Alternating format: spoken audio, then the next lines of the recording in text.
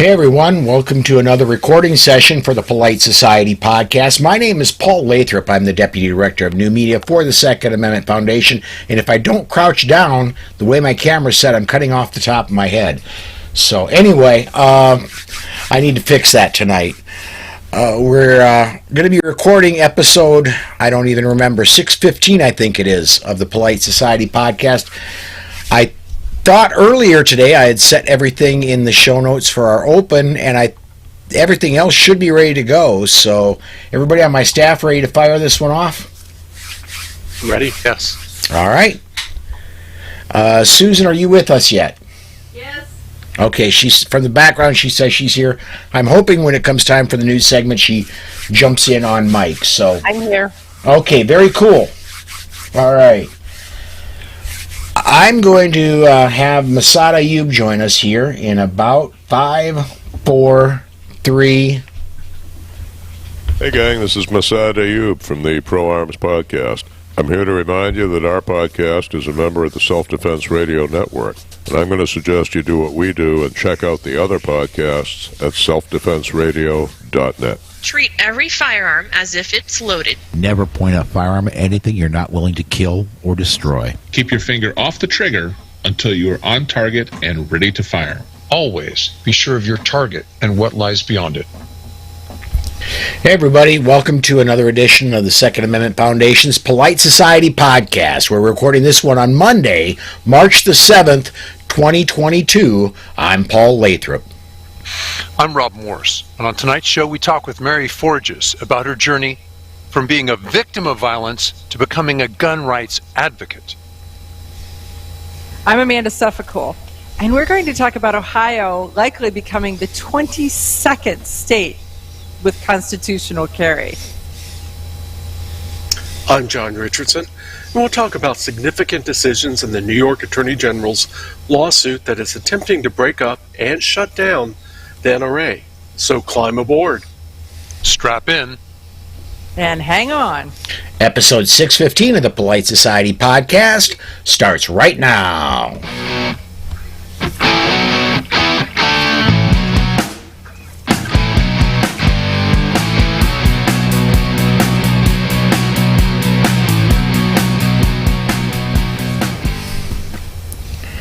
All right, it's Monday night. It's 6 p.m. in the Central Time Zone, the only time zone that matters. So, Rob, as I usually do, I'm going to throw you first. It's not quite the Ides of March yet, but what are you up to, bud?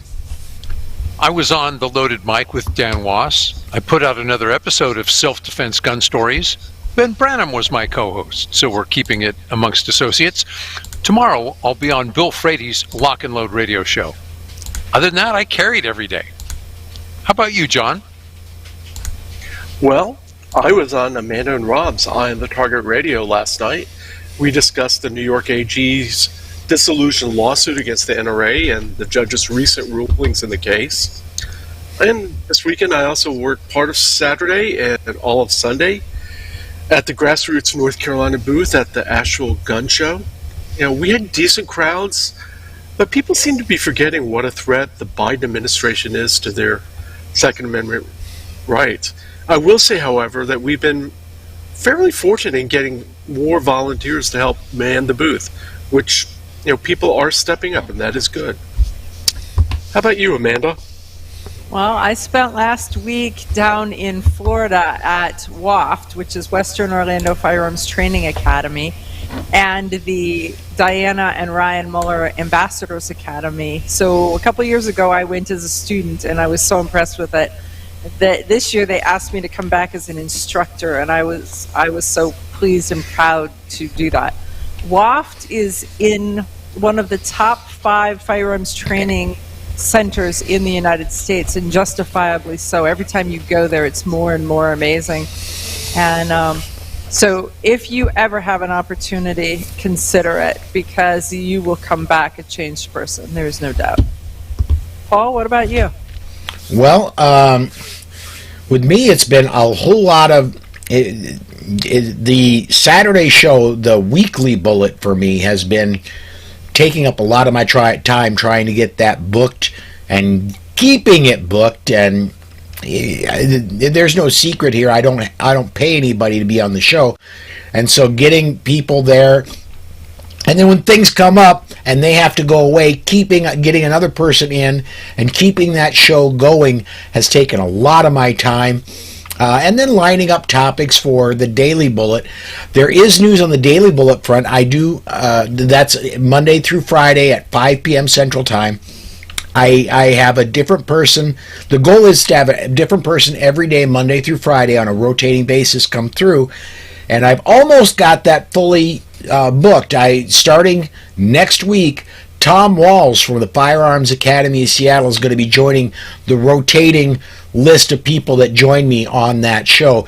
He's going to be an every other Friday person. So 9 of the 10 seats of that are booked, and I've got invitations out for the 10th person so that we don't have the same person every Thursday.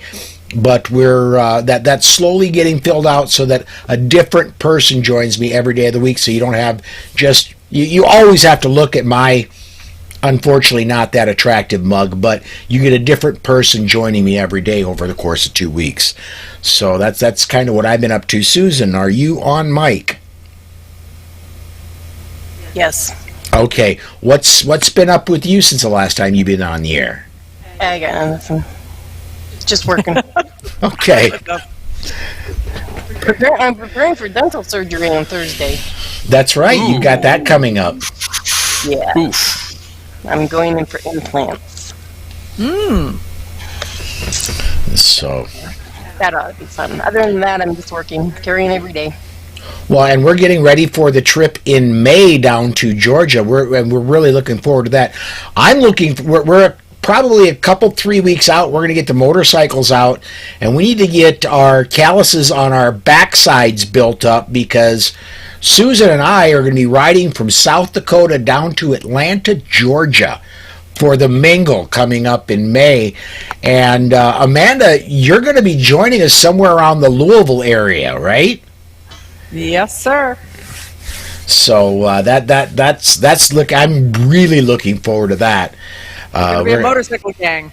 Exactly, a three-whole people motorcycle gang going down to Atlanta for that. Isn't Alex Uli joining us for a while in Louisville?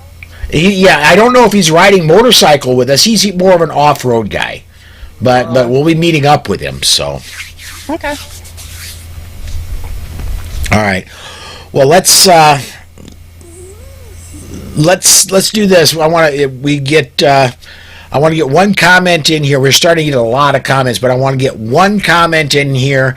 And Amanda, this one I think you are uniquely qualified to answer, and then we'll get off to our first break because we've got our guest already waiting to come on. Richard wants to know, how long does Governor DeWine have to decide whether to sign constitutional carry into law? He's got 90 days. Okay. And he will. He's going to sign it. There is no doubt in my mind. He is being pushed really hard in the primary. He's got 2 primary opponents, and they are making it very clear that they don't believe that he's a Second Amendment guy. Well, I don't believe he's a Second Amendment guy. But so it's not a real hard push to believe he's not a Second Amendment guy. But he's actually, this is the crazy part, the NRA gives him an A+ rating because the Republican-led legislature forces him into signing stuff. And so the stuff that he does is he's getting credit for, and that's not what he believes, but there you go. But he will, he really will. Well, if he's got time for the primary is what it is. So watch it. It's time for the primary. Ohio's screwed up right now with this whole redistricting. I don't know what is there, 5 or 6 states that do not yet have congressional and state rep maps. So Ohio's one of them, and so we think we know when the primary is, but we're not sure we know when the primary is. So he's going to hold for the biggest bang for the buck. Bang. Yeah. So if he's got 90 days to decide, that means Ohio could be number 22, 23, 24, 25, because let's not forget, Indiana's going to decide this. Indiana's not dead yet. They are working on it.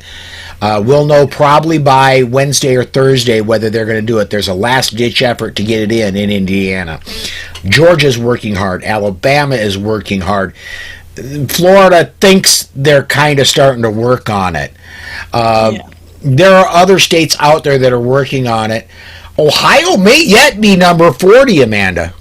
I called that. But no, I would be really happy anywhere from 22 to 25. I mean, it would actually be cool to be the 25th state to get to the tipping point, So. All right, let's do this.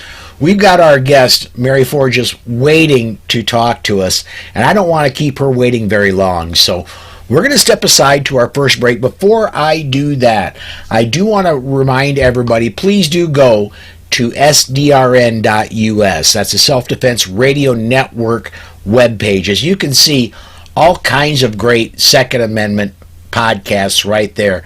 Polite Society up on the top left. Self-Defense Gun Stories is right there.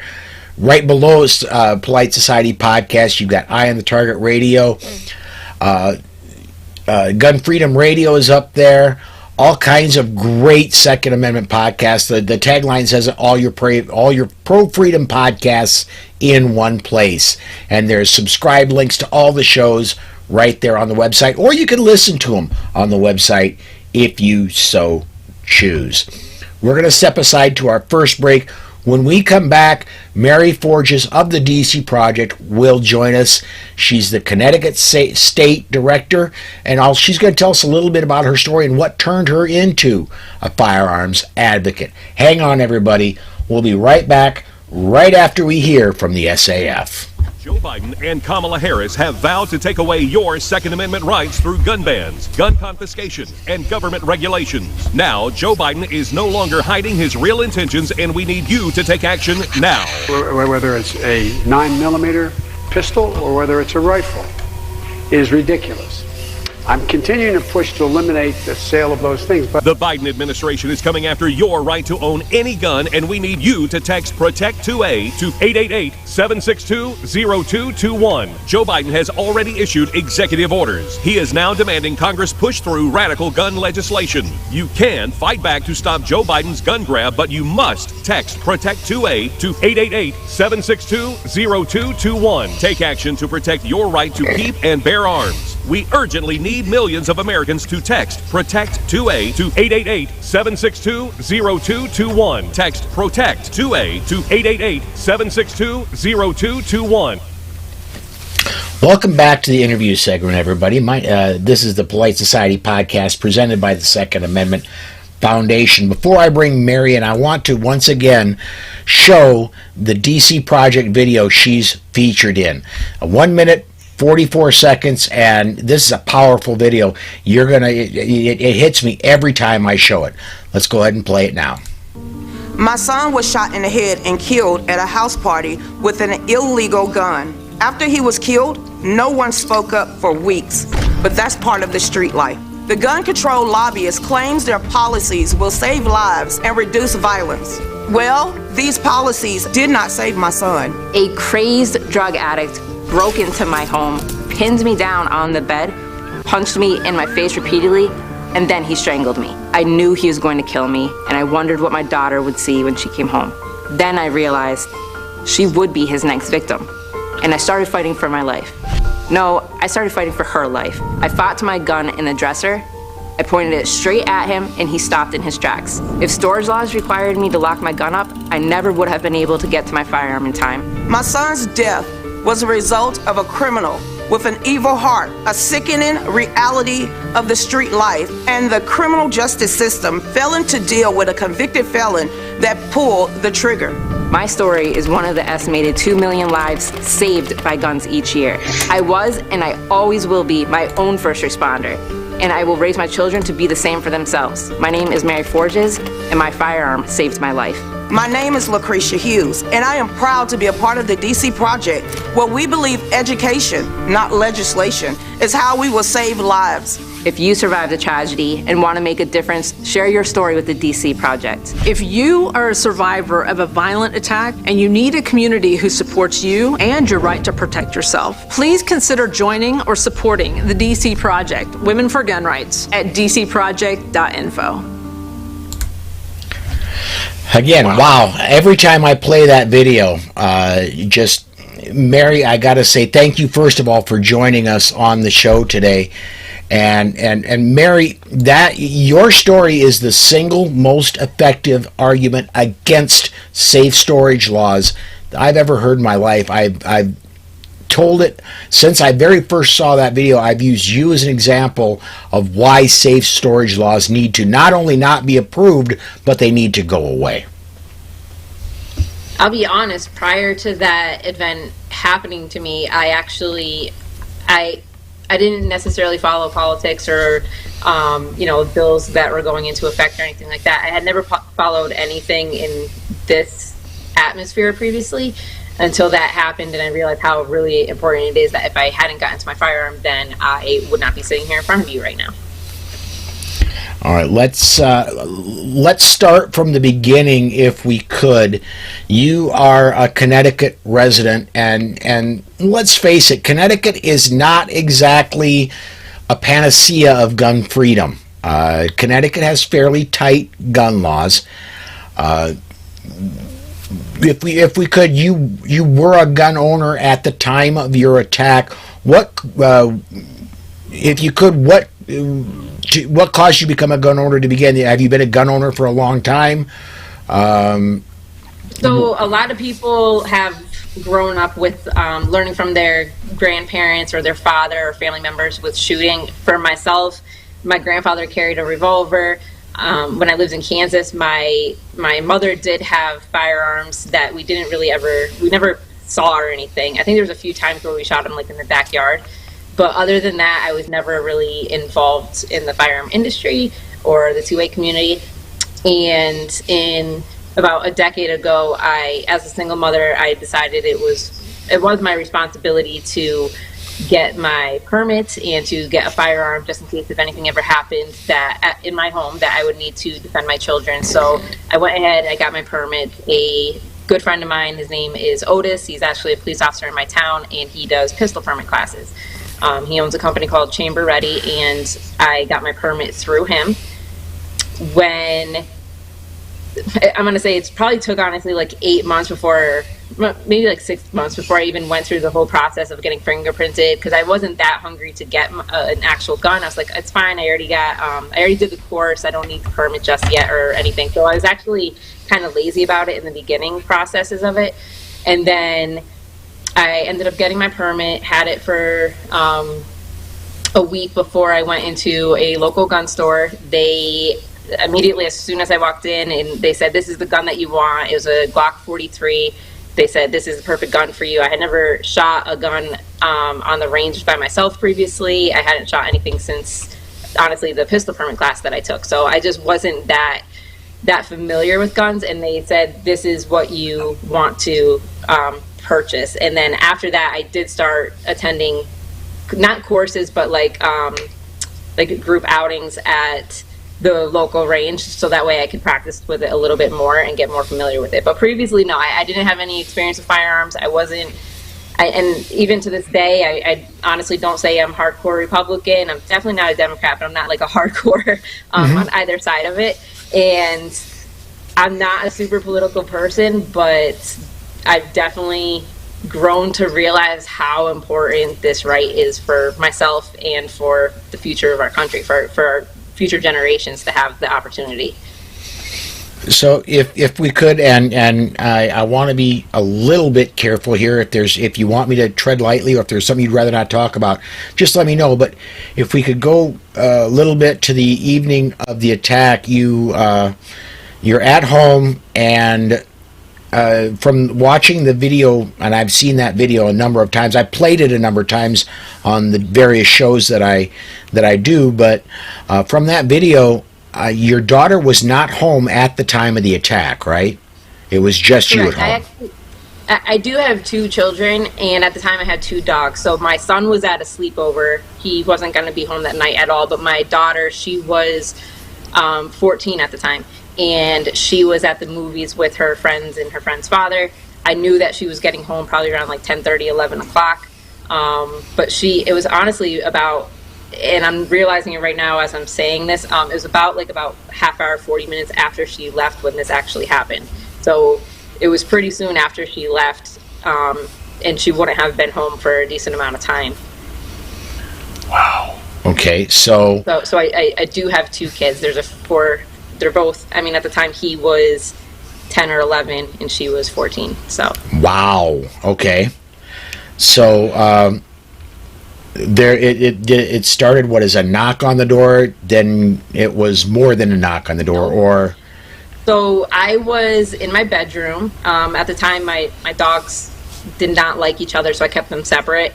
I was in my bedroom with one of my dogs, and my door was already shut. I didn't hear a knock. I'm not sure if there was a knock, but I'm pretty sure there wasn't, because all it was I felt my house shake, and there was a loud, a very loud thud and some bangs. So I wasn't sure what had happened. I came running downstairs and I saw this man. I did know him from previously. I actually used to help veterans that were going through some situations with substance abuse, and I knew him through the VA.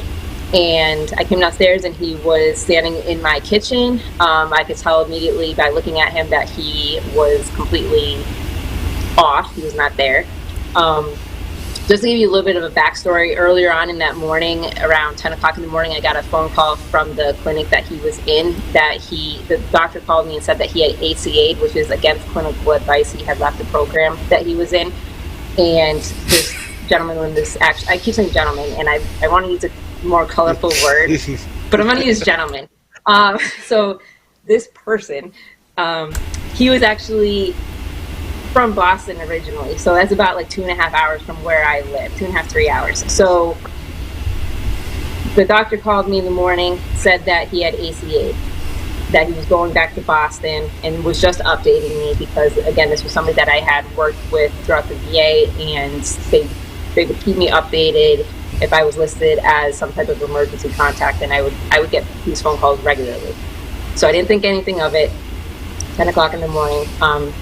And then that evening at 9 o'clock is when this happened, where I felt the house shake and came downstairs and saw him standing in the kitchen. He was definitely on something. He was actually, his thing was alcohol and opiates, so he was definitely not completely there. He was mumbling that he was looking for a piece of paper. Apparently the VA had told him that he had cirrhosis and that he had cancer. So cirrhosis is like 3 stages of cancer. So at that point, my dogs started arguing. Like, my dogs are going at it. I'm obviously trying to keep this person calm because they literally just broke into my home, and I'm standing there. I'm shaking. I don't know what to do in those moments. My phone was actually upstairs in my bedroom, because that's where I was sitting when this happened. My phone, and when that happened, I didn't even think about grabbing my phone. I literally just ran right down the stairs. So my phone was upstairs in my bedroom, and I tried to, I said, that's fine, I'm going to help you find this piece of paper, stand right here, I'm going to come right back. My plan was to go upstairs and call for help immediately. So I go upstairs, I put my dog into my bedroom, and I go over, my bed was on the other side of the room from my door. So I ended up going over to my bed, picked up my phone, and as I'm walking back over to the door I'm combining, like, keeping the dog in my room, juggling, trying to call for help, and I was about to go stand at the top of the stairs to gauge where this guy was. So as I'm standing at the top of the stairs, he comes walking up the stairs, and I noticed that he had intent to do something horrible. Like, you could just read body language, you know that somebody's going to do something. So I went and I turned around and I went into my bedroom quickly. It wasn't like a casual turnaround. I turned around. I think what I said first was, this doesn't feel right. You have to give me a minute. And I turned around and I went to go into my room. And this takes a little bit longer to tell, but it actually happened pretty quickly. So I go into my bedroom and I slid shut, and then as soon as I shut the door and I slid the lock on it, then I could hear his body hitting the door. So at that time, I go to call for help, and instead of back, because I had a text open on my phone, and I realized if I hit call at the top, if I hit the person's name and I hit call, it's a lot quicker than having to back out of the app and then open up the call button and go through the whole process to call 911. So, which I learned afterwards that you can actually press 2 buttons on the phone and it'll actually call for help, and I know that now, but I didn't know that at the time. So I go and I hit call at the top of the phone. It ends up calling my boss, because that's who I was texting at the time. I was actually working at a gun store here in Connecticut called Delta Arsenal, and so it calls him. It takes this guy about 8 times to slam his body outside my door, ends up breaking through the lock on my door. By that time that he got into the room, I was over onto my bed. Again, this happened super quickly. I was on my bed and he came he said hang up the phone, but he said as he was approaching me, comes over and immediately just jumps on top of me, and his hands are around my neck. So hands are around, sorry, give me a second. All right, so jumps on top of me, his hands are around my neck. He immediately starts hitting me in my face and hits me a couple times in the face, punches me, hands around my neck, and then all of a sudden, because my phone, I'm pulling at his hands, trying to get them off my neck, honestly, just to try to get air. So I start trying to pull his hands around my neck, or away from my neck. My right hand was off to my side. That's why I'm holding my arm up right now. My right hand was off to my side, still gripping my phone, waiting for this other person on the phone to hopefully answer the call and to hear what was going on, and in hopes that they would at least be able to call for help, because I was unable to at that time. So when he heard, the person did not pick up the phone call. My boss didn't pick up the phone call, but his voicemail did pick up, and you could hear a gentleman's voice on the phone. So when my attacker heard the voice on the phone, it distracted it got his attention, where he then took his hands off my neck and he put his right forearm onto my neck. So he was using his body weight to push onto my neck. His left hand was lined up with my right hand, so he starts trying to pry my phone out of my hands, and he and so his body weight's on me, left hand's trying to pry my right hand. At that time, I'm thinking, like, I don't care if he's going to break my fingers, but I'm not going to let go of this phone. And then at the same time, I had enough in me that I was able to start fighting, like start moving, trying to maneuver my body where his hands weren't around my throat specifically, and I could tell like his body weight had shifted, that it was more towards the phone. And I realized that his main focus was my phone at that time, to try to hang up the phone so nobody would be able to hear what was going on. So when I realized that his body weight had shifted, I actually dropped the phone. So like when you throw something to distract a dog. So I dropped the phone and it landed between the wall and the bed. And his body weight shifted more to my right side, which was my advantage. So I punched him a ton of times in his left side and used every type of non-jiu-jitsu move that I could do, because I didn't know jiu-jitsu. Like, I didn't know what I was doing, but I did everything I could to fight to get away. I will be honest, in those moments where his forearm was on me and I was starting to actually process, like, fully, like, what the hell is going on, I was like, Lily, my daughter, Lily's gonna come home and she's going to see me beaten. And then I was like, she's gonna see me lifeless. And then I was thinking, like, oh my God. And I actually full on, this is where like all my energy came in, is where I realized like she's gonna be that next victim. It wasn't like she could be. I was like, she's definitely gonna end up dead. And it's not just about me now, it's about my daughter. So I was able to fight out and get from out underneath him. I ran across the room and opened the top drawer of my dresser, and I pulled out my gun that was not stored correctly. I pulled out my gun and I turned around and I aimed it at him. At that time he had gotten my phone, so he turns around, he laughs, he says, "Are you going to shoot me?" I was definitely shaking a lot. But the cops asked me afterwards, like, what did his face look like? And I said his face was blurry, my front sights were completely clear, I was ready for that. And but when he did ask me, are you going to shoot me? And at first I paused, and then I said, if you stand up, I'm going to shoot you. If he just moved towards me again, I was definitely going to shoot him. So I'll fast forward it a little bit because I understand that took a little bit. But so at that moment, I did realize that my door at that time was closer to me, my bedroom door. So I ran out my bedroom door. I made an uneducated move where I went into the bathroom right across the hall from my bedroom, and I realized that I locked that door, and I realized that when I locked it, it was the exact same lock that he broke into in my bedroom. So I knew that if he had the power to break into my bedroom, he was obviously going to break through this bathroom, and I had a lot less space, but I still had my gun with me, so that was an advantage. I could hear him mumbling to himself in the other room, still in my bedroom. I could kind of hear him, I think, shuffling around, maybe moving, and I realized that he was at a distance that I was able to run back out the bathroom door, down the stairs, through my front door, and to the neighbors. So this is middle of November. I was barefoot, shorts, t-shirt, with a gun in my hand, and I had the hopes that like maybe somebody driving by was going to call and say there's a crazy lady running with a gun, but anything that was going to get the cops to my house as soon as possible. Ran to the neighbor's house, and the neighbor actually ended up calling the police. So that's my story. Mary, we are at the bottom of the hour. Can I have you hang on for one more segment? What I want to do when we come back, I want to talk about how we go from, well, first of all, amazing job surviving the attack, but I want to talk about how we go from surviving the attack to becoming an advocate for human rights, specifically for gun rights. Okay.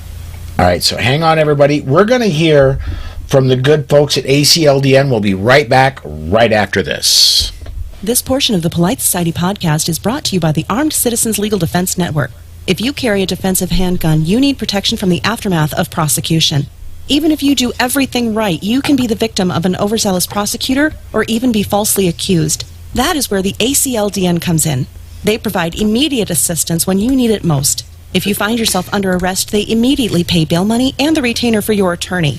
Additional funds are available for trial and civil proceedings. Beyond the money, they have far and away the best team in the industry, providing you invaluable information and training DVDs that are included with your membership and who stand ready to work with your lawyer on your defense. People like Masad Ayub, John Farnham, James Fleming, Tom Gibbons, Emmanuel Capelson, Dennis Tueller, and led by Network President Marty Hayes. Initial membership is only $135 for your first year, and you get 8 incredible training DVDs and other educational material when you join. If you don't have tens of thousands of dollars to defend yourself at your disposal right now, you need to be a member of the ACLDN. Go to armedcitizensnetwork.org and become a member today. And please mention that you heard about them on the Polite Society podcast. All right, welcome back. This is the second interview segment of the Polite Society podcast presented by the Second Amendment Foundation. Getting comments coming in. Carrie Ann Auclair over on the YouTube side says, hugs, Mary. And Matthew over on the Facebook side says, good job, girl. Way to survive. I want to ask Mary, finishing up the evening of the attack, first of all, you were able to get to your firearm, and I want to just again, because it was in the video, and I want to reiterate, your firearm was in a dresser drawer, or was it how was your firearm secured? You were not carrying it on your body. I was not. It was in the top drawer of my dresser. Okay. With my 10 rounds that Connecticut allows for me to have. Well, that's a whole nother story, but yeah, it turns out, and it turns out, thankfully, 10 rounds more than you needed. Yes, absolutely. You and I'm going to turn this over to my staff after this, but after a period of time after this, you became an advocate for Second Amendment rights, specifically, again, speaking of these safe storage laws, if there would have been a safe storage law, you may have been able to get into a gun safe, but considering how difficult it was to get help on your cell phone, I don't know if somebody in a position like that could have entered a combination into a safe, and certainly not a stand-up safe, but even these hand safes.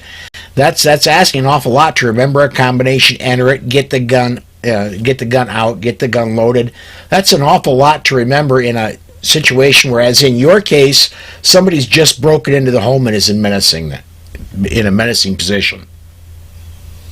Absolutely. I think that if I had if my firearm was locked up, even with if it was a key, right? So if I was jumbling with a key, like that would have slowed me down.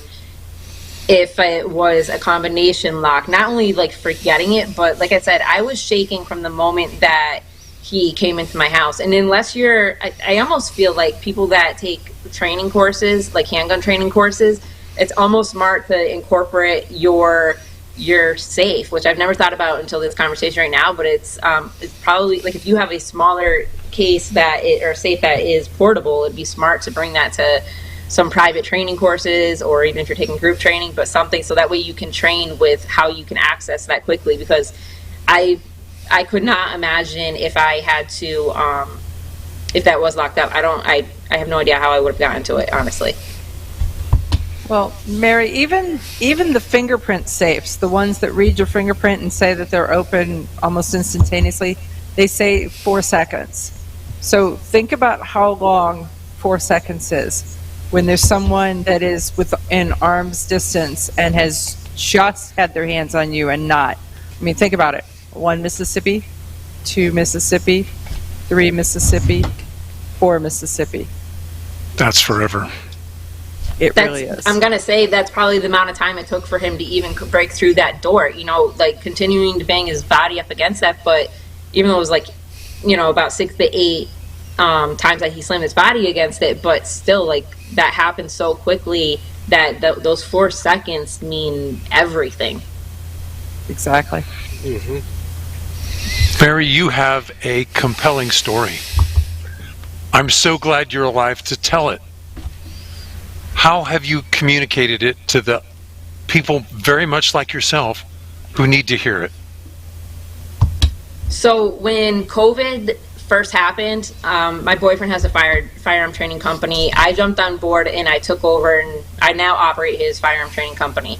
So that allowed for me to meet a lot of women that have had situations similar to mine, or they have family members that have had situations like this, or even women that have children that are in college, they're just entering college and they don't understand. I mean, I understand they can't have a firearm there, but even with self-defense types of techniques, I've been able to meet a lot of people through operating my boyfriend's company, really.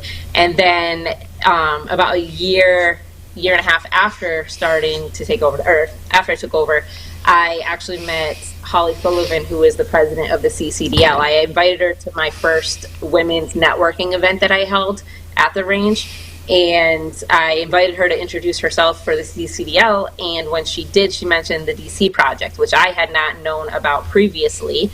And I wish that I did, because these are my type of women. Like, these are my people. But she mentioned the DC project, and then she followed up with me. I think it was like a few weeks after that, she followed up with me about it, and I've been able to slowly but surely make sure that my presence is known within the DC project and make an impact as much as possible. I hope to make an impact as much as possible. So that's how I'm reaching people right now. It began through with the firearm training company. And then honestly, just hearing other women's stories, like why they've been scared to even hold a firearm, and me sharing my story and them sharing theirs, a conversation for about like 15, 20 minutes it gives them enough confidence to be like, you know what, I can do this. And gosh, I hope one day I'm going to start a podcast just so I can share their stories, because there's so many women that I have that have like amazing stories that I'm just like, wow, like, it's super impactful. Mm-hmm. Mary, there's the old saying, when you need help in seconds, the police are only minutes away. How long did it take to respond after your neighbor called? So I'll say it felt like 20 minutes, but I actually, a few weeks ago, I reached out to the sergeant that was on that night, and I asked him if he could tell me like what the actual police report was, and it was over 10 minutes that it took for them to get to my home. So it was just around the shift change, and it was actually a newer officer that was patrolling my district. And when they did show up, they drove right past my house, and because my address is not an easy address to see on the house, and it's actually kind of like at a crossroad where the roads change names. So they drove right past my house, and they went up the street, and they had to come back to the house. So even when they did show up, they didn't get here directly. It took them a few minutes after that. Wow. So if I could have, how long ago has it, I mean, obviously it's been a little while ago. How long ago was the attack? Was this, I mean, it's been several years? It was Friday, November 15th of 2019. So okay. It was just a few years ago. So about going, like about two and a half years ago, maybe. Okay. And I want to get this one up, and this may be a little bit of an exaggeration, but not much. Ron over on the Facebook side, speaking to the response time, says, I could get a pizza about as fast. Well, that'd be a heck of a fast pizza, but you're not far off. I mean, think about 10 minutes. 10 minutes is the typical snack break that they give you at work, to leave your station, go to the bathroom, get something to eat, and then go back to your station. I mean, that's a standard. I mean, that's a long time. My very, very, very first public speaking engagement, I took a timer with me, and it wasn't to do what most people do a timer when they do a public speaking engagement. The timer was for a tool. My thing was response times, and I had a 15-minute speech. I started the speech, and then I set 8 minutes on the timer, and in a couple minutes of my talk, I set the timer up. And I said, for the next 8 minutes, I'm going to be totally silent. I want you to think of what somebody's going to be doing as they're breaking in your door. I started the timer, and then every few seconds, okay, they're in your door now. Okay, they made it inside. What are you going to do right now? And then you again, assuming the police have already been called. Nationwide, it's an 8-minute response time on average. Mary's, yours was a couple minutes more. So yeah, it can be an absolute eternity. Paul, there's something that I want to share with all of you guys about Mary now, is that Mary met up with Holly, and when she talks about the DC Project being her people, she met up with Holly, and this happened, let's say, in 2021, because she came to Gainesville to the summit for the DC Project in October of 2021. And if you ask her right now what her role is in the DC Project, well, let me just stand down. Paula, ask her what her role is right now in the DC Project. Okay, I guess I'll bite. Mary, what is your role in the DC Project? Their cheerleader? No, I'm kidding. Like, I'm such a cheerleader. But no, I'm the actual... I'm now the state director, which I think you actually mentioned in the beginning, but I am the state director for the DC Project for Connecticut. So when I came to Gainesville in October, I attended to share my story and to honestly see where I fit best. I was invited down there, and then when we were wrapping up the week, I was actually asked to be the assistant director, which I think I was the only assistant director for all 50 states. I'm not sure if any of the other states had an assistant director, but I was asked to be the assistant. There's a couple, but not many. Oh. There's a couple, not many. Okay, so there's only a handful of us, and so I came on as the assistant with Brooke Cheney as the director, and about 2 weeks ago I was asked to take on the position of director. So that is where I'm at right now. So I'm pretty proud of that. I'm excited. Wow. I'm really excited. Very good. All right. What Mary, happens, you have this. Where is the Yeah, I was going to say, what happened to the attacker? Did he get charged? Is he in jail? Is he... That night, is he on the street?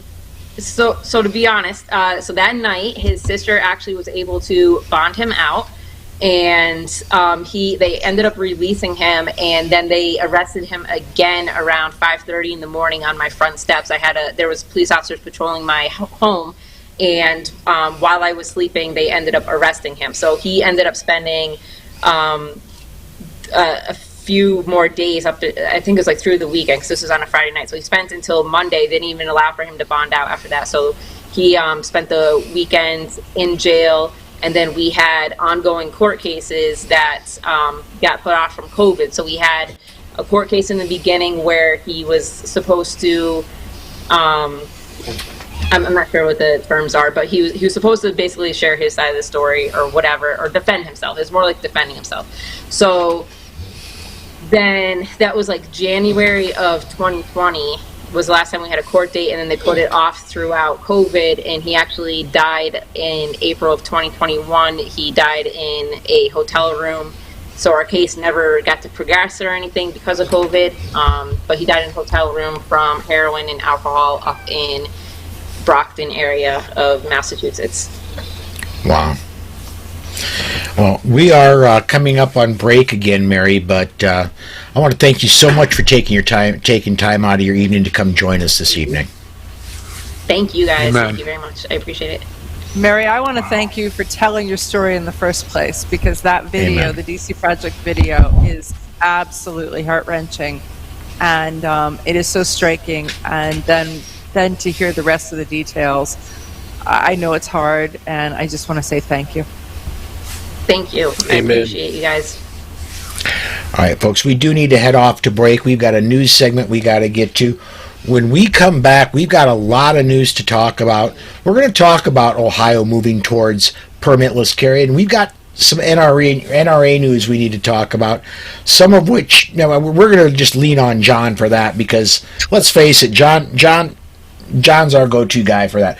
But we're going to step aside. We're going to hear from CNJFO. We'll be right back right after this.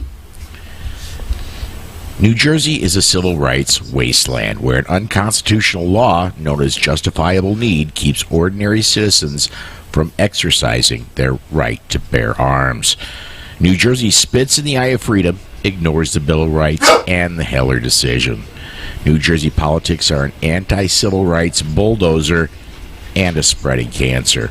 The Coalition of New Jersey Firearms Owners, a tax-exempt nonprofit, has a goal to defeat justifiable need, reverse course on all anti-freedom laws, and render aid to other jurisdictions by filing Supreme Court-bound litigation.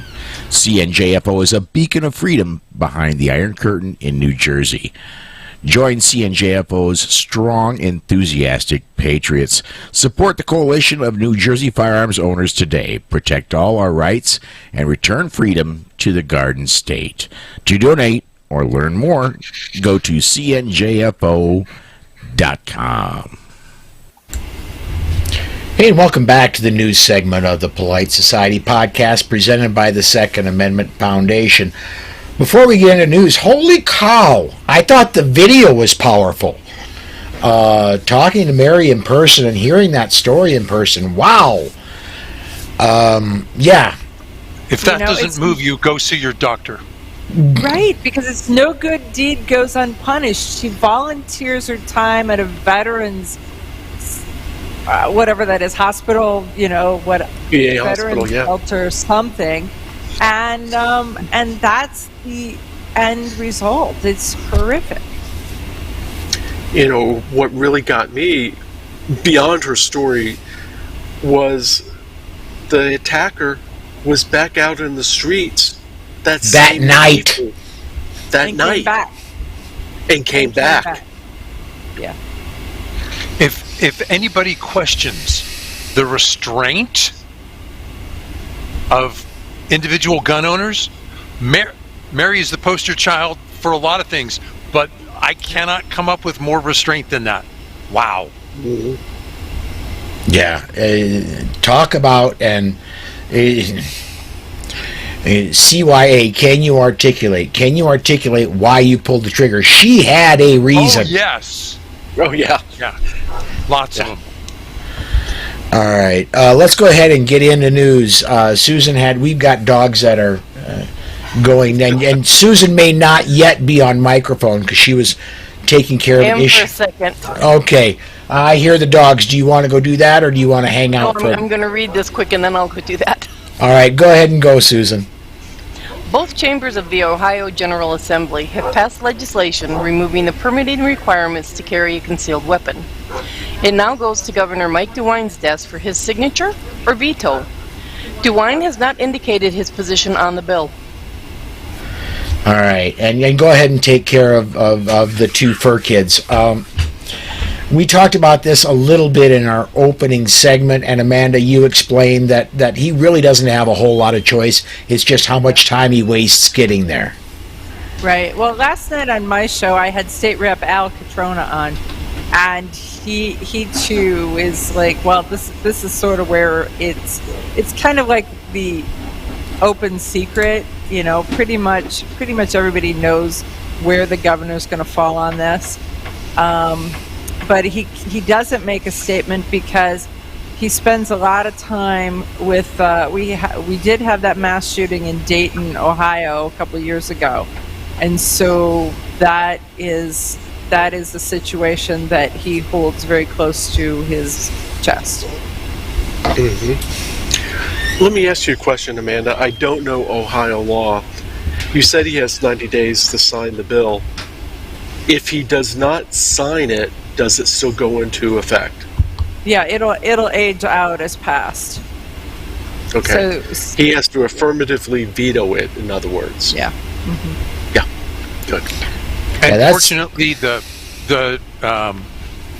primaries are after the 90 days. Well, right now the primary is May. Today the primary I think is May 3rd. Wow. Okay, so he could stall right through the primary.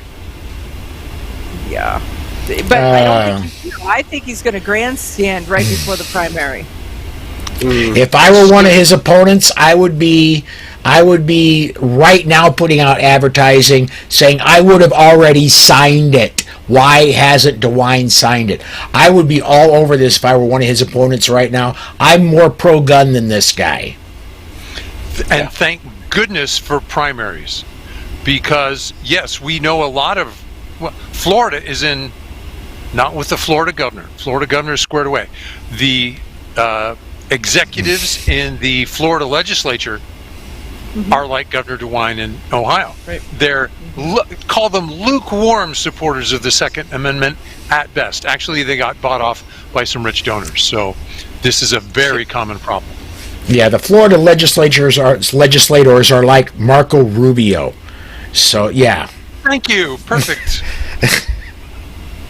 Not naming names or anything. Nah. Marco. But if Ohio does get it, you will be the second largest state that does have permitless carry in the country. Behind Texas. Behind Texas. Look at that for statistics. Wow. All right. I did a write-up, and here, think of it this way. We have a third of adults have a gun in the home. 1 out of 12 carry in public. We would have more people carry, both in public and at home, if we had constitutional carry. That means there will be fewer disarmed victims during violent crimes. I've run the numbers. This costs lives. It is a shame the media doesn't cover it.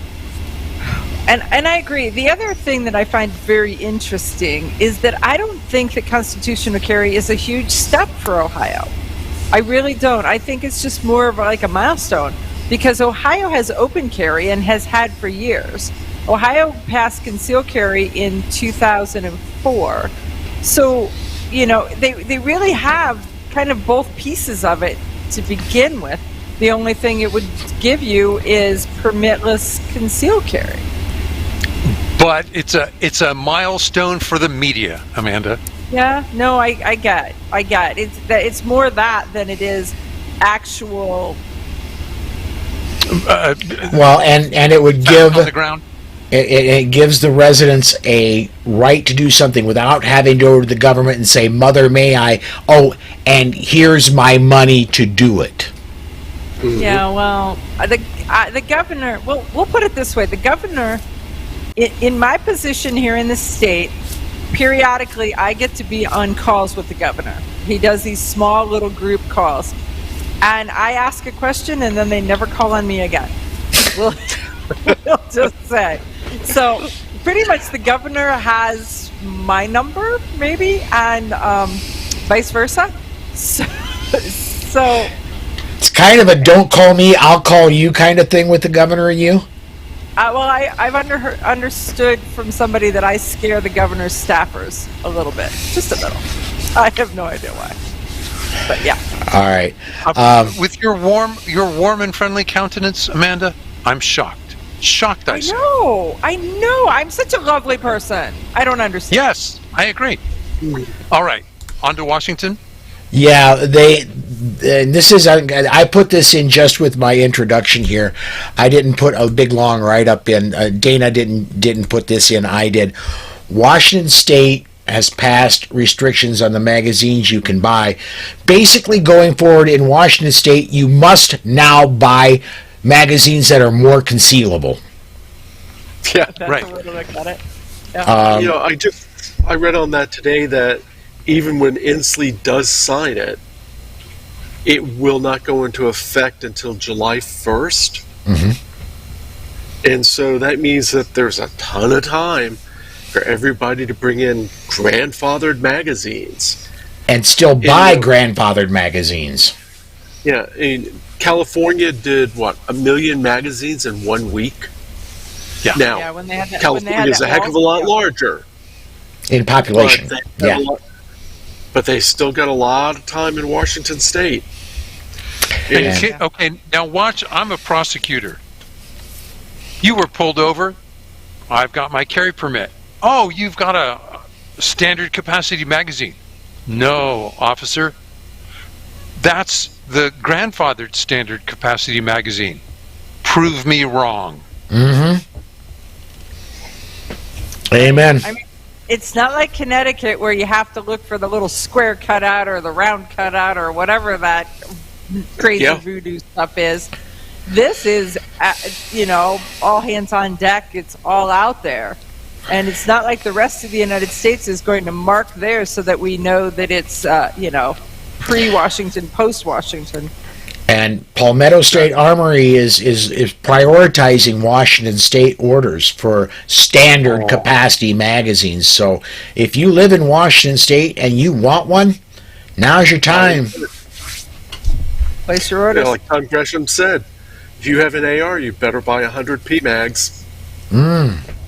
There's that. The other thing that I want to toss out, even though we're talking about magazines, to our listeners, I'd strongly recommend that just across the country, we're headed for another ammo shortage.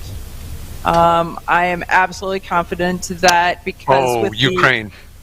With the fact that we have stopped allowing money to go to Russia, 40% of all. Yeah, we kind of have. Unless you're buying fuel, okay. But anything else. Or unless you're a large bank that donates to Biden. Yeah, well, they just shut down Netflix even. So, but they're not allowed to send money to place orders to buy ammo. 40% of the ammo was imported from Russia. 40% of the United States. So you look at anything and you cut the supply by 40%. Even before you start to look at all of the other Uzbekistans and whatever that are manufacturing ammo that is now being diverted to either Russia or the Ukraine. So we're headed for a drought, a bigger drought than we've had before. And you're telling me I should buy ammo. Yep. I hear you. Good idea. I seen the video producer for Amanda's show yesterday say pallets of ammo are a good idea right now. That just appeared on the screen. Don't know how the hell that did, but at any rate, I want to get this. Go, John. I was just going to say, even with what you were saying, ammo shortages, if you're, I don't use 223, I don't use 9mm, I don't use 308, they're all military stuff. Well, they're going to be produced before your 270, your 30-06, your 7mm Remington Magnum, because that is what is selling. So and long before the 32 auto. All of that. Well, in 2008, when we had for me, what was one of the first big ammo shortages, we owned a gun shop and we were ordering ammo and lots of it. We were at a gun shop at a public range. And in a year, I got 10 boxes of 380 total. 10 boxes. Because that's what the ammo shortage is. So 380 is going to be one of those that really runs off the shelf and doesn't come back, because the same process lines make 9mm, make 380. I want to get two comments in here real quick. Raven Wolf, I'm going to disagree with you on this one a little bit, and I've got a good good argument on my side to do it with. He says, please make all permitless people take mandatory safety classes. That is way too close to mandatory training for me, Raven Wolf. What I'm going to say is training classes and training, safety training classes and training in general is always a great idea. I am against mandatory anything when it comes to firearms, simply because that's a way to take away things from people that need it. Paul, can I amplify that? Yeah, go. Okay, I'm going to take your word. You'd rather have Mary dead, the woman who just spoke, than have her have a firearm, but she didn't have a training class yet. Please think twice. By the way, when we've instituted permitless carry or constitutional carry, it's amazing that when you quit taxing people for their self-defense, they then take the money you left in their pocket and they go spend it on more training. But I wouldn't make it mandatory. Yeah, please don't make it mandatory. Amanda, you had your hand up. Go. I'm going to add two things. One is I just signed up to do 6 free classes where I'm the instructor offering 20 people a full day of firearms training for free. What are you doing? There's that. Second thing is call your Congress critter and start to urge firearms education in the school. Then, if you want to make it mandatory, put it right in there with home ec, banking, and science class. I like critical race theory. Yeah. In front of that, please. Anyway, sorry. Yes. Matthew over on the Facebook side, do they really think all these stupid little laws against good people are affecting / helping the crime rate anywhere? No, that's not the point, though. They feel like they're doing something. It's all about their feelings, Matthew. They feel like they're doing something. Matthew, it is the press release that the politician gets to issue.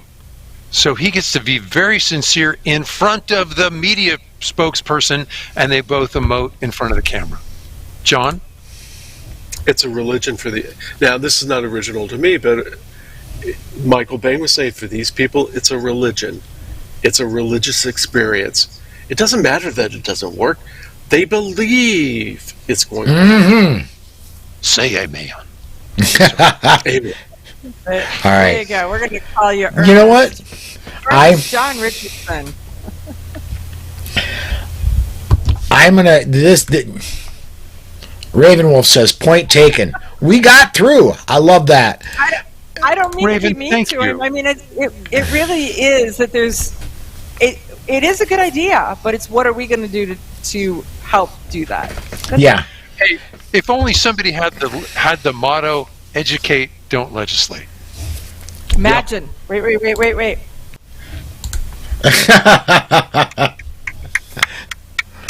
All right, let's do this one.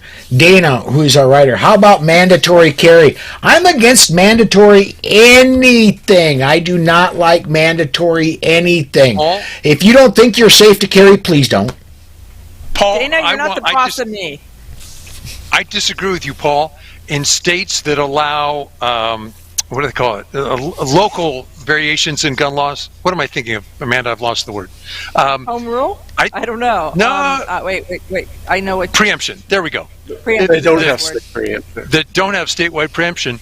I'm waiting for a local town to say, I'm sorry, I know we pulled you over. Are you carrying? Here's an additional fine because you aren't. Well, what Kennesaw, was the name? Georgia. Yeah, Kennesaw. But without preemption, I think we need to be on offense. So I like that mandatory carry. You know what though? I don't want you to be more offensive than you already are, right? Oh, wait, offense, offensive. Yeah. Okay. And speaking from a realistic perspective, Rob, I'm going to take the anti-rights people at their word. Quite often, the reason they're anti-gun is they're saying, look, I wouldn't trust me with a gun. I don't trust you with a gun. So if they're going to say, I'm not going to trust me, I'm not going to trust them either. Paul, I get it. I just want them to pay for their freedom. If they're gonna infringe on ours, I want to infringe right back hard. We've got to get to break, but I want to get a couple more comments in here. Ron says, Keltec makes a nice PMR 30 in 22 WMR. Totally polymer, very light carry for the ladies. I've never seen it. This is one of the first times I've ever heard of it. I would have to shoot it before I could recommend it for anybody. More specifically, I would want my wife Susan to shoot it because I've got big old man hands here, okay? And my right hand is fairly powerful. I would want somebody who's got female hands and I would want somebody other than me to shoot it before I could recommend it. I will say this: I've shot female hands and female. Yes, and female. Yes. Amanda, do you like the PMR 30? The interesting part about Keltec is they're so popular that you can't get your hands on them. They're just not available. Though I did shoot one and it was kind of fun. But I also shoot a 45 steel frame 45. I don't carry it because it pulls my pants down, but I shoot it just fine. I will say this: I tend to myself like full-size frames, and I tend to like heavier handguns because the weight absorbs recoil better. And I can handle that because I've got man hands and I've got strong forearms.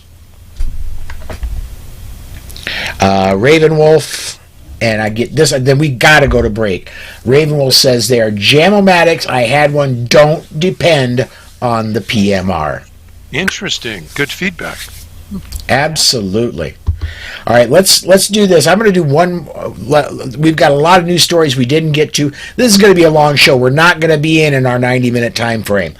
Let's go to break. We're going to hear from JPFO. When we come back, we're going to do one more news segment. Then we're going to do our DGUs and get out of here. But let's hear from JPFO. Then we'll finish up our news. Right back, right after this. In 1928, Germany required its citizens to register their firearms, making possible Hitler's 1938 Nazi Weapons Act, disarming all Jews. Now ask yourself, what is the real consequence of registration? All in favor of gun control, raise your right hand.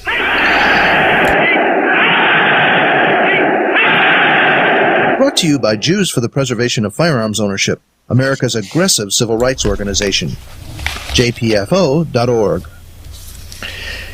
And welcome back to the second news segment of the Polite Society podcast presented by the Second Amendment Foundation.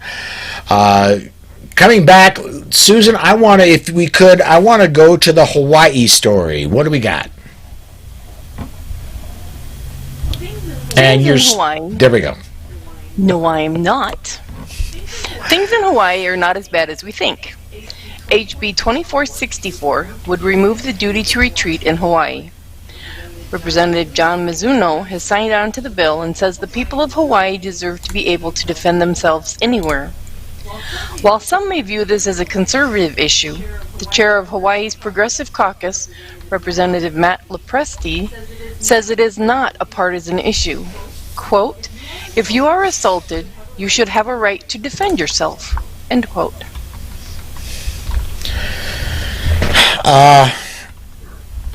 Good news, but this is Hawaii. I mean, personally, without a whole lot of knowledge of what's going on in Hawaii, if you would have asked me yesterday before I heard of this story what the chances of this going forward in Hawaii would be, the chances would be somewhere just about the same level as me winning the lottery tomorrow. And I'm not buying any tickets. I did.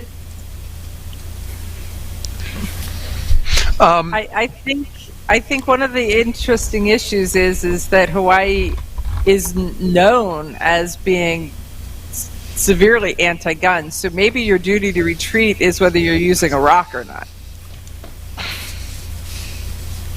Yeah, and this is the same Hawaii that had the 6-month renewal that they're working on of your concealed carry permit. And no, year's no longer good for them. They're going for every 6 months you got to renew, including training. Right. I wonder who's posturing for whom. Perhaps this would pass. Great. It would surprise all of us. You're right, Paul. Well, I think one thing we ought to keep in mind is lately, every town, moms, the demanding mommies, Giffords, etc., they're starting a full frontal assault on stand your ground and castle doctrine laws, where they're saying stand your ground, which George Zimmerman did not invoke, as we all know, because we talked to him face to face. Right. They're calling them shoot first laws. And they're trying to say it's bringing on the Wild West, and they're trying to get them overturned. They're going to fail, but they're trying. Well, though, Bloomberg's got a lot of money. There's some states they may win. Yeah. Yeah. Unfortunately. Well, and John, I just looked at the clock, and before we totally, there's been I'm going to say in the Second Amendment arena, one of the major news stories that hit this week. John, you talked about it yesterday on Eye on the Target Radio. On Friday, we had news out of New York State, and this one kind of surprised me a little bit. The judge did in the New York Attorney General's lawsuit where she wants to break up and totally disband the NRA. The judge didn't totally side with her. Now, it wasn't entirely positive on the NRA side, but it wasn't totally positive on the New York Attorney General side either. The judge, in my opinion, did mostly right. I would tend to agree. I mean, what I think Judge Cohn did was distinguish between the NRA as an organization and its members and the NRA leadership. He said that her allegations failed to demonstrate that the NRA itself acted without regard to their best interest. And he said, quote, conflating the individual defendant with the NRA writ large for purposes of dissolution is inappropriate here. It also ignores the allegations that the wrongdoers in control of the NRA do not necessarily speak for other NRA members, some of whom have tried to instigate reform within the organization but have been met with resistance from entrenched leadership. He did throw out 4... Go ahead. I was going to say throughout 4. After you rolled that out, the interesting part is, who would have thought that the board members that were fighting against Wayne and company would really be, to the outside world, what saved the NRA's bacon, what saved, the fact that they were fighting amongst themselves is what, because I was so fearful that the NRA was going to be, was eligible to be disbanded. And I wasn't sure that we could all survive that in a big holistic 2A kind of way. I think you're right, Amanda. I mean, in his 42-page decision, he refers to dissident number 1. And that dissident number 1 is Oliver North. And he referred to how they retaliated against Oliver North after the whistleblower laws. A policy was violated. They also referred to people like Tim Knight, Esther Snyder, and others that were decommitted, deplatformed. And he specifically referred to that. And I think he also took into account, even though he did not allow them to intervene, the actions of Rocky Marshall and Frank Tate and Mary O'Guire, who were trying to stand up and say, look, the leadership is not us. We're still wanting to do good stuff for gun training and for education and for the Second Amendment. And he did recognize that the NRA, by dissolving the NRA, you would impact members' ability to have free speech as well as their First Amendment right to peaceably assemble. And he said, you can't go that far. On the other hand, if I were Wayne LaPierre or John Fraser or the other two, or even, I'll be honest, Susan LaPierre, I would be a little scared, because I can definitely foresee the judge allowing, well, he's already allowed those charges to go against Wayne, but allowing the Attorney General to expand it to include Susan and clawing back monies that were spent for more than just flights, for more than just suits, clawing back a lot of money and banning them from participation. And how long? And what about the folks who quit, like Josh Powell and what was the other guy's name? Woody Phillips. He was the CFO. Oh, and Phillips, oh yeah, they're going to go after Phillips too, because he took the fifth a lot in the bankruptcy hearings. That's all he ever said. Mm-hmm. He had a consulting contract where he did virtually nothing that he picked up about $1.7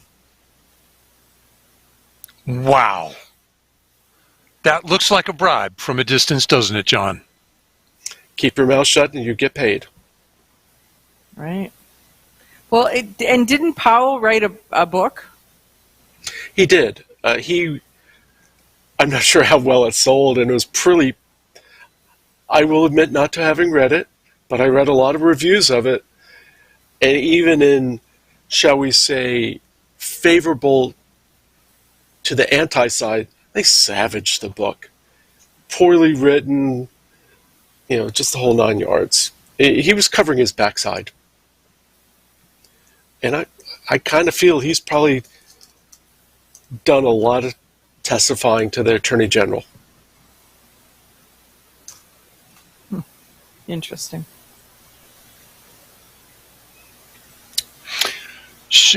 Do we want to cover? I can't hear you, Paul.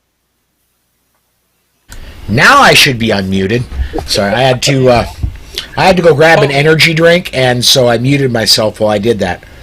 The three of us have finally gotten the podcast we wanted. But one other blog post that I want to talk about, John, is one that happened the day after the NRA got this, and that was that NRA and ACMAC settled their differences, so to speak, and they settled their their lawsuits against each other out of court with prejudice. And I have to, Amanda and I talked about this. We were on the Daily Bullet last Thursday, and I absolutely love what you put in your, I wish I had it on screen, but you put it was in your blog post that they were both so dirty they couldn't allow this to get to trial for fear what would come out. Well, I will admit that did not come from me, but I had a friend say that to me. They're both so dirty and intertwined that neither can afford to let it get to trial. I mean, they both know each other's dirt. Big time. And we don't know what the settlement is. And it probably is part of the settlement would be that we're not going to say what the settlement is. We'll just say that we've settled and things are back to... We'll both say that we won and we'll finalize the terms. We won't say bad stuff about you and you won't say bad stuff about us, and life goes on. And Bill Brewer got a few million and savaged his late father-in-law. All right. Is there any other news we need to cover? Because we are, once again, big shock, we're late. I want to talk about Connecticut just for a second. Okay. Do we have that one ready to go, Susan? Yes, at the very end. If you want, I'll read it. I don't hear anything from her, so go ahead.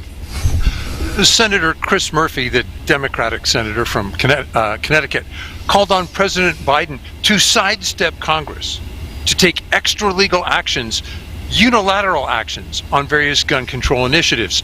Murphy pressed the president to name an ATF leader.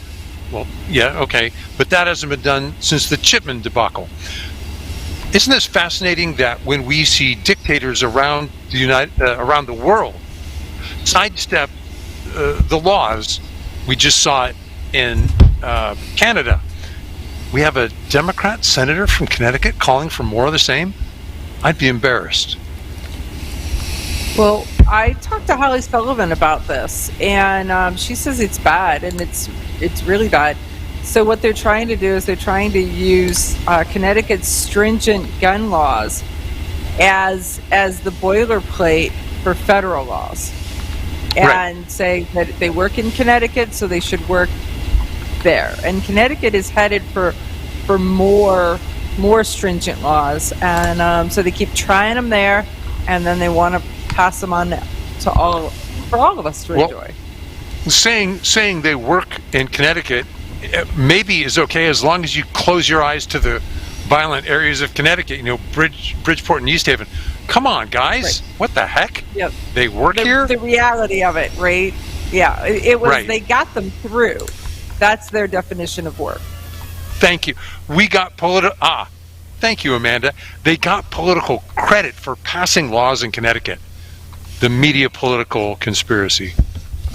Well, you think about it, the firearms industry, along with the insurance industry, is what made Connecticut a rich state. You had Remington there in Bridgeport. You had Colt in Hartford. You have Mossburg still in North Haven, kinda.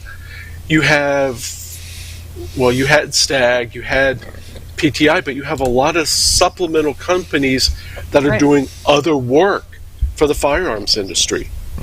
Mm-hmm. They're like, leave your money, take your politics. Yeah. All right, let's do this. I'm gonna take us off to our break, and then when we come back, we've got our defensive gun use segment. We'll be right back with that. Right after we hear from we're going to hear from somebody. We'll be right back right after this. It all failed before. Alcohol prohibition brought us organized crime, and no less alcohol.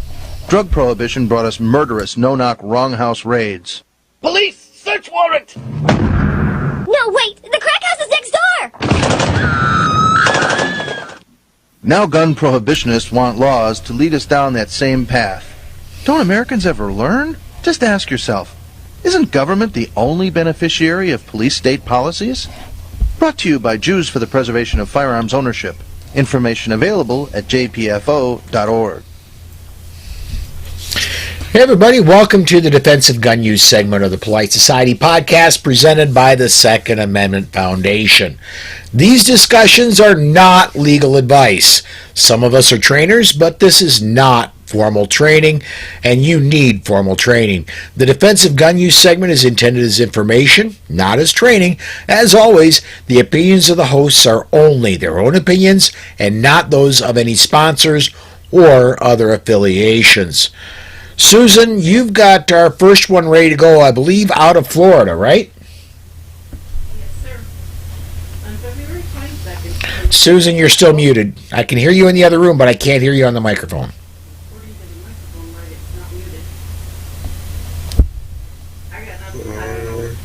I think we're having a connection issue. Let me one time, very quick look. I don't know why I'm having. I don't know. Somebody else will have to read that. I don't know. I can hear Susan talking in the other room, but it's not coming through.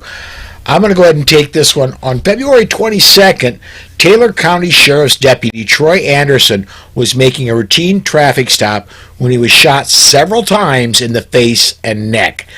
Deputy Anderson was transported to a local hospital and was in stable condition, underwent plastic surgery to repair the damage. The Florida Department of Law Enforcement issued a blue alert for the suspect, who is a convicted sex offender and was on the sex offender registry. The blue alert triggered a massive manhunt. A residence just over the Taylor-Dixie County line was the next victim as the fugitive broke into his home. The suspect and the homeowner exchanged gunfire, and the fugitive was hit 3 times. When the police arrived, they found the intruder dead at the scene. When the police located the decedent's vehicle, he had several firearms strategically placed in what appeared to be an ambush setup. The homeowner was injured in the firefight and was treated and released. Wow, looks like the bad guy was planning on getting the police to come. From the write-up here, looks like the bad guy was going to have the police come to this new break-in, retreat, and then ambush the police that were responding, is what the news story looks like. And it looks like he never got the chance because the gun owner took care of it.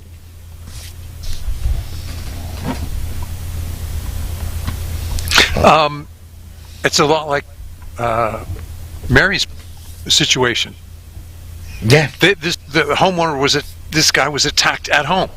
Well, who thinks I'm going to get attacked at home? The attacker, who thinks you're disarmed at home. The other interesting point from my perspective is, I thought criminals obeyed our gun control laws. That's what Bloomberg keeps telling us. That more ink on paper will stop criminal behavior. Not even close. John, what do you think? I would agree with you. This guy, the homeowner, did the state of Florida a favor. You know, wouldn't that be interesting? Does the state of Florida owe him like $1.5 million? As a gift? Yeah. Yeah, why not? The interesting part is that where they found his vehicle that had the strategically positioned firearms in the ambush setting. Is this a take out as many police officers as you can as you commit suicide by cop? I could very well be, yeah. I think you've hit it right on the head. But there are states that would say, "Oh, that homeowner needed to pay a tax because he causes crime." Okay. You let out a guy with a known criminal history. Did the judge and perhaps even prosecutor release a dangerous felon on society? Are they the ones who should be fined? Yeah, and this is not in the show notes anywhere for Polite Society. It was for the Daily Bullet. And I may have to actually pull up daily bullet notes simply because I want to get this right. And I think I'm going to do that. Doggone it. Do you want to go to the next story? Yeah, Susan, go ahead and let's do the next story. Are you there? I think so. Okay, go. Yeah, go. It's Paul's fault. It's a new headset, and my old one doesn't have a mic on that thingy, Bob. So it's Blame it Paul's on me. fault. Everybody else does. Absolutely. I'm working on it. Shut up so I can read this. Ex-boyfriend's behaving badly. Seems like it's an almost weekly occurrence in these DGUs. At 4:06 a.m. on a Sunday morning, the Yukon police received a 911 call from a female resident. She reported to them that she had shot her ex-boyfriend. The pair had broken up about a week earlier, and the relationship had not been violent. Police believe that a heated phone call prompted the 23-year-old to drive to her home. During the investigation, they determined he had broken into her home, coming in through a window and confronted her. According to the official statement, he attacked her twice and threw her to the ground a couple of times. She was able to draw her handgun and fired one shot. It hit her attacker in the stomach. She called 911 at this time and also applied pressure to the wound. He was transported to a local hospital and was added to the list of those who will not attack his ex-girlfriend anymore. I'm only going to say this, and I'll leave it up to you folks, but I want to say this to start with. If somebody does something so egregious that you are forced to use deadly force to stop them, please, please, please consider carefully before you treat them, because you had to use lethal force just a few seconds ago. If they're still alive, what makes you think that they're going to not make you use lethal force again? And oh, by the way, you're bringing that same lethal force with you into that person's contact range. In my personal opinion, not the smartest idea in the world. I'll let the rest of you have at it from there. I mean, that was the thing that hit me. I mean, and I can understand. I mean, in the sense that it was somebody that she had, one would hope, a loving relationship at one time, and probably had some misgivings, even though he had attacked her, and did not want him to die, which he did, but that's another story. And that's why she potentially, applied pressure. I mean, what you could do is say, you better put your hand across your stomach and hold tight. The story doesn't say she applied pressure by standing on him. Oh wait, maybe she. There you Standing go. on his neck. There. I want to just say something about the previous DGU. I went back and reread it. The sex offender. The reason he was a sex offender is because he had possession of child pornography and had quote, intercourse with a minor. My guess is he raped somebody underage.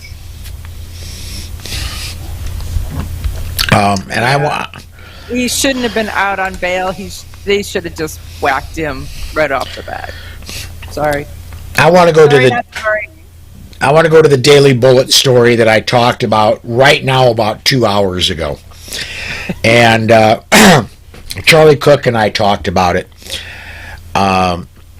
The story is this, and we touched on this a little bit last week.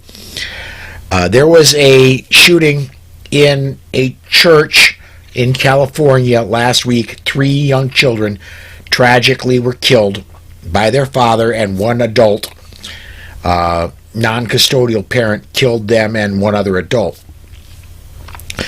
and then turned the gun on himself. And what I caught out of a news story today, it didn't surprise me, but it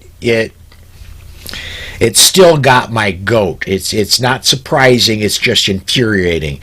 They're going after the ghost gun. They're saying killer had ghost gun in church attack. What was in the story buried very deeply, but they tried to bury completely is A, the guy was a illegal alien. B, the guy had been arrested a week before. C, he had a restraining order against him. D, he'd been making up until a week before had made threats that he was going to kill the child's mother, the children's mother, and them and himself. And he made these claims to law enforcement.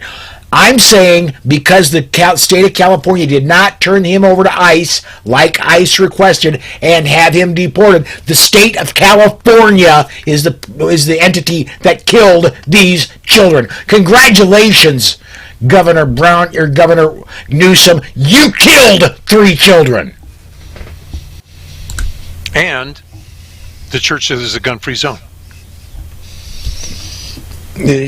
Kind of, yes, but Newsom has blood of 3 young girls on his hand. Personal blood of 3 girls on his hand because of Newsom's sanctuary state law. Sorry.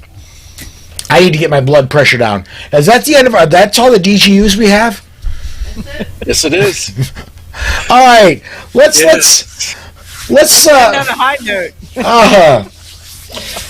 Let's take one more break, and then we're going to talk about what media we've been doing and what media we've got coming up, and we'll shut the show down. We'll get to that right after we do this.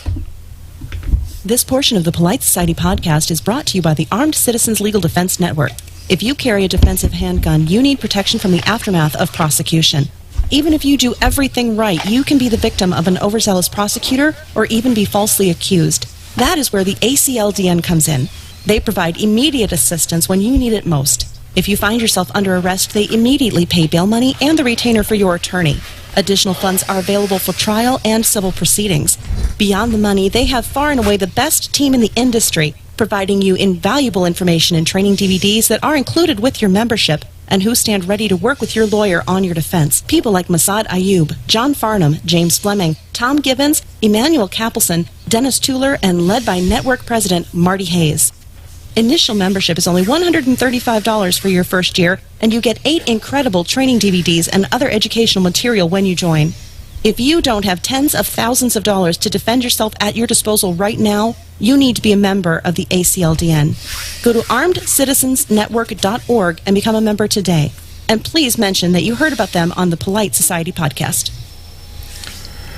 All right, welcome back to the final segment of the Polite Society podcast presented by the Second Amendment Foundation. Rob, what's been going on at Slowfax? What do you got coming up? All that good stuff, man.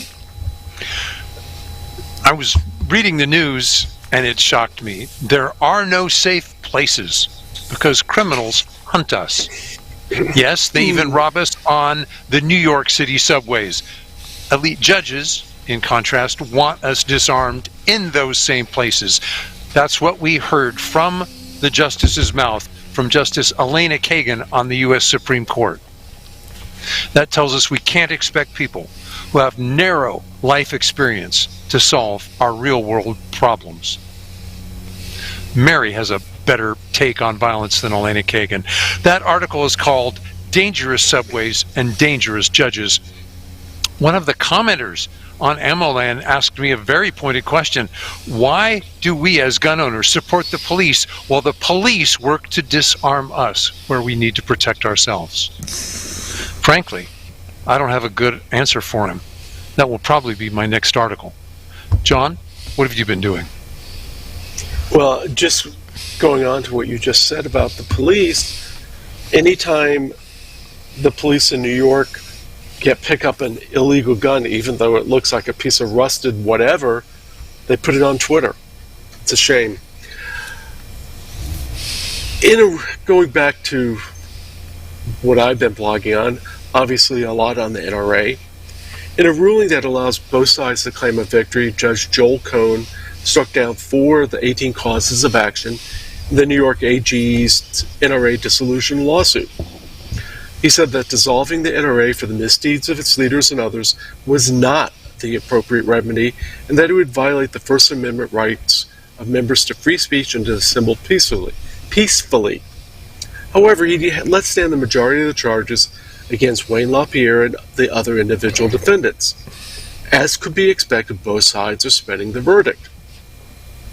And I do think that the efforts of people like Rocky Marshall and Frank Tate to intervene, while unsuccessful in the face of it, showed the judge that the leadership doesn't necessarily speak for the members.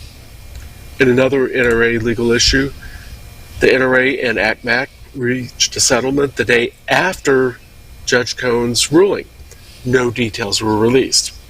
One last note. My college, Montgomery Community College, is putting on a ladies' range day. Would your college do this? That and more is at onlygunsandmoney.com. All right, Amanda, Women for Gun Rights, your show you do on Fridays.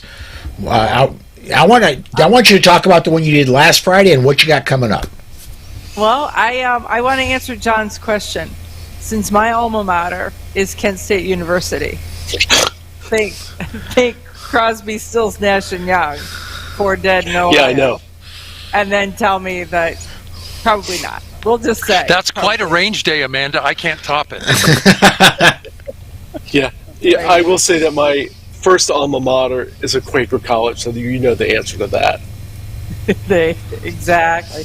So last week on Women for Gun Rights, I had Mary Forgues on, and we talked for an hour, and she is, as you saw in today's show, she is an amazing gal, and I am so happy to have her as involved in the DC project as she has started to be, and as I hope that she continues to just grow and expand, because to me, that she is the future of the Second Amendment is gals just like her, young, driven, motivated, energetic, well-spoken, all of that. Next week's show, Women for Gun Rights, I can't tell you who the guest is. The week after that, it is Stephanie Widener from Active Self-Protection. So I'm queuing them up a couple at a time. And then our Sunday night show, last week we had John Richardson talking about the NRA, and we had State Rep Al Catrona on. So I have the number and the commitment. I'm hoping that I can do it next Sunday, to have Ohio Supreme Court Justice Pat DeWine, who is the son of our current governor, on talking about some legislation that they have passed at the Supreme Court level that is just egregious, and so it should be an interesting show. Well, and on my end, I do the Daily Bullet Monday through Friday, 5 p.m. Central Time, the only time zone that matters. But what I really want people to look for, if come join me at 5 p.m. Central Time, of course, but please do come join me on Saturdays at noon Central Time for the weekly bullet. That's our weekend review. We wrap everything up, and I really, really put a lot of effort into that. This week, Charlie Cook, Rob Beckman, and Alex Uli are going to be joining me for the weekend review show that is the weekly bullet. I'm really looking forward to that.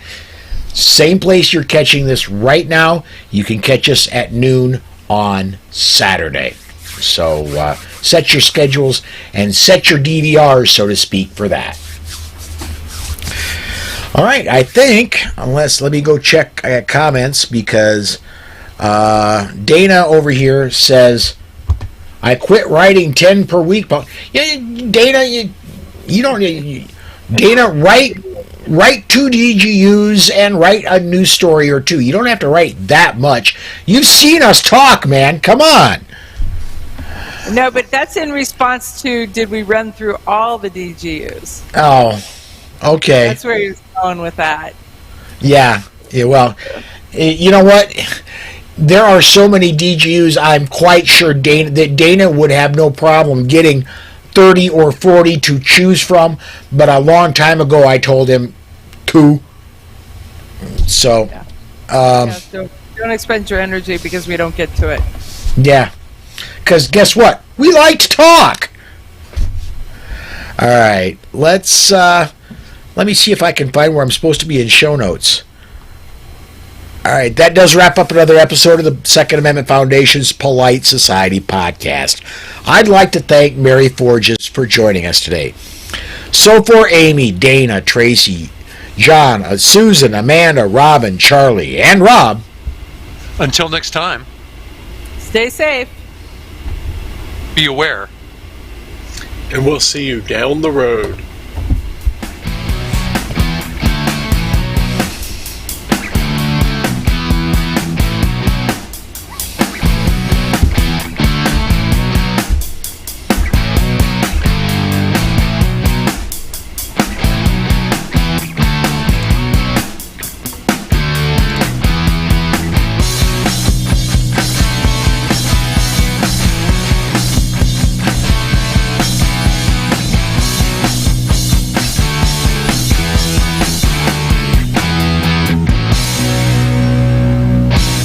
The views and opinions on the show you just heard are those of the host and the guest and are not necessarily the views of any sponsors or other affiliations. But hey, not everyone is as smart as we are. All right, that's the end of the recording. I'm going to do one more comment, then we're going to go ahead and shut the stream down.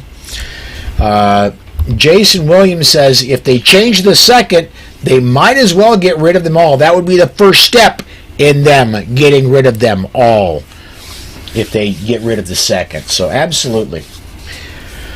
Thanks for watching, everybody. Thank you, everybody, for the comments. You are the reason we do this. If you weren't there, there'd be no reason for me to be here or any of us to be here. So thank you, everybody, for participating. And for those of you who catch us on podcast, thank you very, very much.